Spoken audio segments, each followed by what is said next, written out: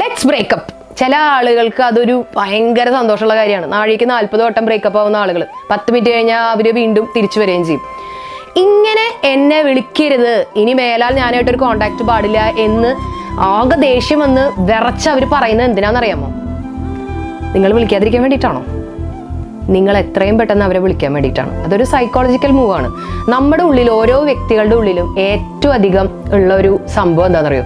നമ്മൾ വാണ്ടഡ് ആണ് എന്നറിയാനാണ്. എന്നെ അവർക്ക് ആവശ്യമുണ്ട്, എന്നെ അവൻ വാല്യൂ ചെയ്യുന്നുണ്ട്, അല്ലെങ്കിൽ എന്നെ അവൾക്ക് വേണം, ഞാൻ ഏറ്റവും വാണ്ടഡ് ആയിട്ടുള്ള ഒരു വ്യക്തിയാണ്, എന്നെ എല്ലാവർക്കും വേണം എന്നാണ് നമ്മൾ എപ്പോഴും മനസ്സിൻ്റെ ഉള്ളിൽ ആഗ്രഹിക്കുന്നത്. അപ്പോൾ ഈ ബ്രേക്കപ്പ് എന്ന് പറഞ്ഞ് ഇറങ്ങിപ്പോകുന്ന ഓരോ വ്യക്തികളും ആഗ്രഹിക്കുന്നത് എത്രയും പെട്ടെന്ന് മറുഭാഗത്തുള്ള ആൾ നമ്മളെ വിളിക്കണം എന്നാണ്. അവരെത്രത്തോളം എഫേർട്ട് എടുക്കുന്നുണ്ട് എന്ന് അറിയാൻ വേണ്ടിയിട്ടാണ് അവർ ഈ ഡയലോഗ് പറയണത്. അപ്പോൾ നമ്മൾ മിണ്ടാടിരുന്ന് കഴിഞ്ഞാൽ എന്താ ഉണ്ടാവുക? ആ ബന്ധം അങ്ങനെ ഇല്ലാതായി പോവും.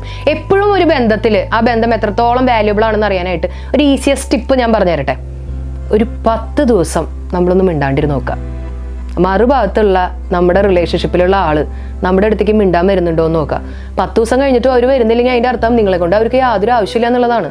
നിങ്ങളുടെ പ്രസൻസ് എന്ന് പറയുന്നത് അവർക്ക് ഫീൽ ചെയ്യുന്നില്ല എന്നുള്ളതാണ്. നിങ്ങളുടെ ആബ്സെൻസും നിങ്ങളുടെ പ്രസൻസും അവർക്ക് ഒരുപോലെയാണെങ്കിൽ അവർ നിങ്ങളെ കോൺടാക്ട് ചെയ്യില്ല. അതല്ല, നിങ്ങളുടെ ആബ്സെൻസ് അവർക്ക് വല്ലാണ്ട് ഫീൽ ചെയ്യുന്നുണ്ട്, നിങ്ങളെ വല്ലാതെ മിസ് ചെയ്യുന്നുണ്ടെങ്കിൽ ഡെഫിനറ്റ്ലി അവർ നിങ്ങളെ വിളിക്കും, അല്ലെങ്കിൽ അവർ നിങ്ങൾക്ക് മെസ്സേജ് ചെയ്യും. നിങ്ങളെ കാണാനായിട്ട് അവർ എഫേർട്ട് എടുക്കും. നമ്മളെപ്പോഴും പറയാറില്ലേ, ആവശ്യക്കാരന് ഔചിത്യമില്ല. ആവശ്യമുള്ള ഒരാൾക്ക് അതിനുള്ള വഴികളൊക്കെ അവരെ മുന്നിൽ തെളിയും.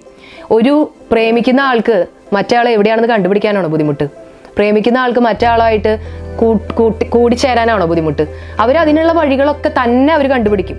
നിങ്ങളുമായിട്ട് പ്രേമം തുടർന്ന് പോകണമെന്ന് ആഗ്രഹമുള്ള ഒരു വ്യക്തിക്ക് മുന്നിൽ ഒരുപാട് വഴികളുണ്ടാവും.